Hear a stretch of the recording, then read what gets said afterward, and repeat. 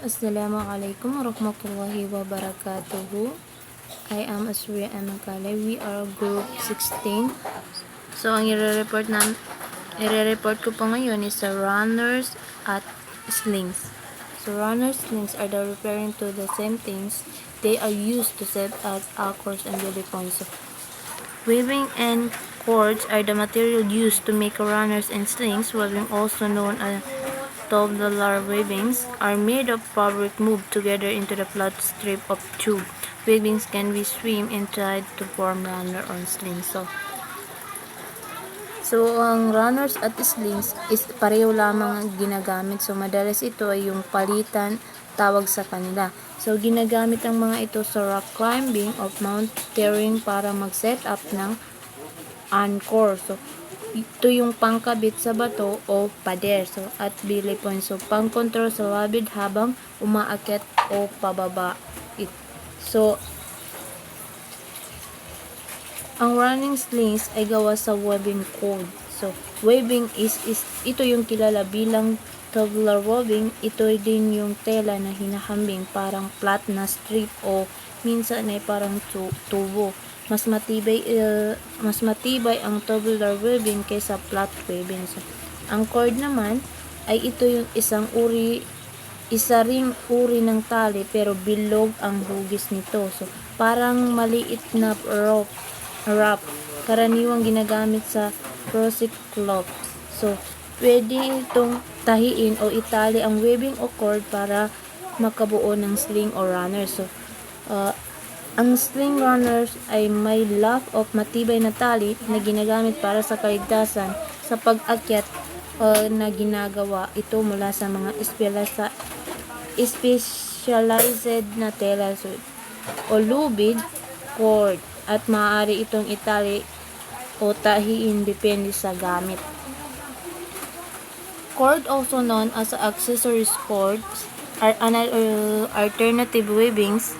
They are types of static rope you can tie and cord into rope to make runners, slings, or slings. So, ang cords naman na tinatawag ding accessories cord ay alternatibo sa weaving. Ibig sabihin, kung wala kang weaving, pwede mong gamitin ang cord para sa parehong purpose o gawain ng runner or sling. So, ang cord ay isang uri ng static rope.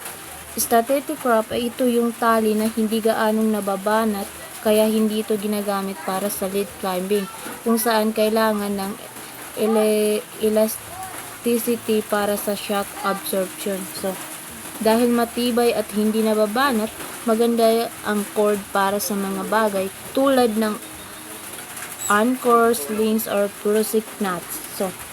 So paano ito ginagamit? Pwede mong itali ang cord sa isang lock gamit ang knot gaya ng double fisherman's knot para makabuo ng runner or sling. So, mas madalas itong ginagamit sa trunk climbing or rescue setup. So, ang cords ay matitibay na tali na hindi nababanat. So, pwede mo itong itali para maging loop na gamit sa pag-akyat katulad ng webbing. So, a quick draw is made with two carabiners secured to both ends of a swing webbing. So,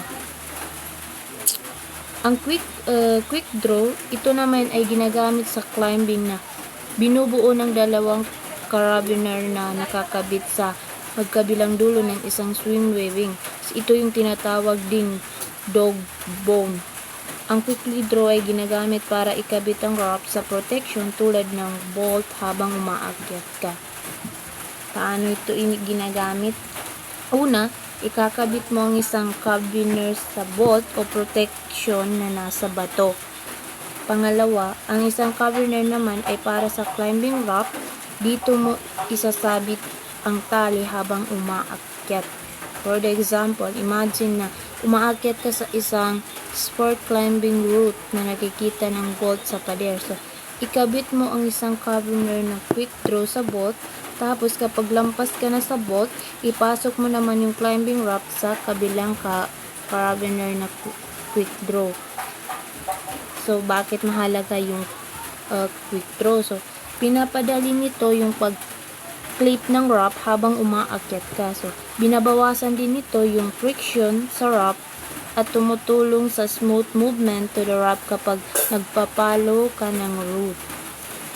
So, ang quick draw ay parang bridge na nag-uugnay sa bolt of wrap habang umaakyat ka.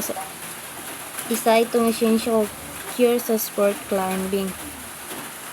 So, dito na tayo sa belay device. Belay device function as a brake by adding friction to your climbing ropes. So, meron tayong types of belay device. Una is opportunity device, slot plate, tubular, figure 8, and self-braking devices, and opportune style and spring-loaded na 119. So, ano ba ang belay device? So, ang belay device ay ginagamit ng karagdagang friction sa climbing rope na para makontrol mo ang paggalaw nito. So, ginagamit ito ng belayer para pigilan yung pagbagsak ng climber. Kinokontrol din niya ito yung pagbaba o pagsagawa ng rappel. So, madaling salita, ito yung preno ng rope habang umaakyat ka o bumababa. So, ang uri ng belay device. Una is aperture devices. Ito yung may butas o aperture kung saan ipapasok mo yung rope. Nagbibigay ng basic friction. Halimbawa, basic figure 8 o mga old style belay plates. So, pangalawa, ito yung slot plate.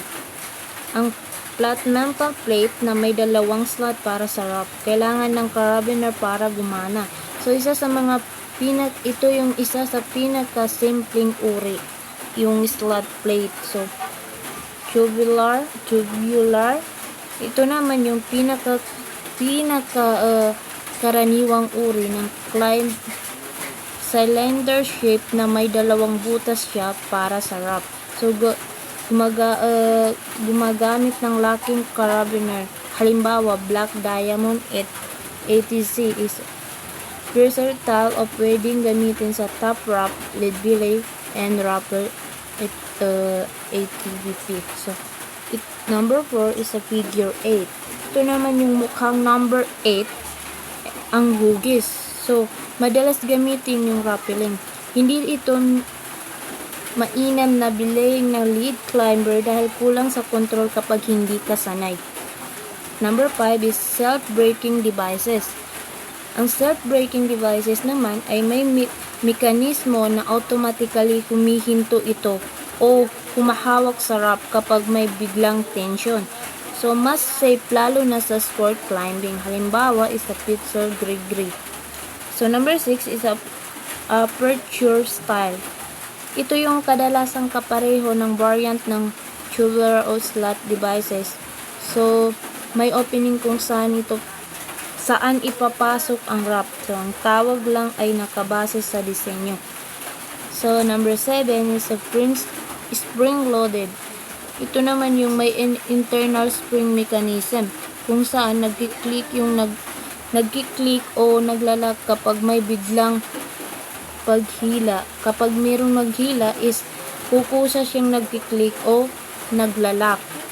Karaniwan sa assisted braking device. So, ang belay device ay safety tool. Ito yung safety tool na ginagamit para controlling yung mga wrap. So, marami itong uri mula sa simple figure 8 tubular hanggang sa advanced self-braking spread loaded. Ang pipiliin mong device ay depende sa style, may climbing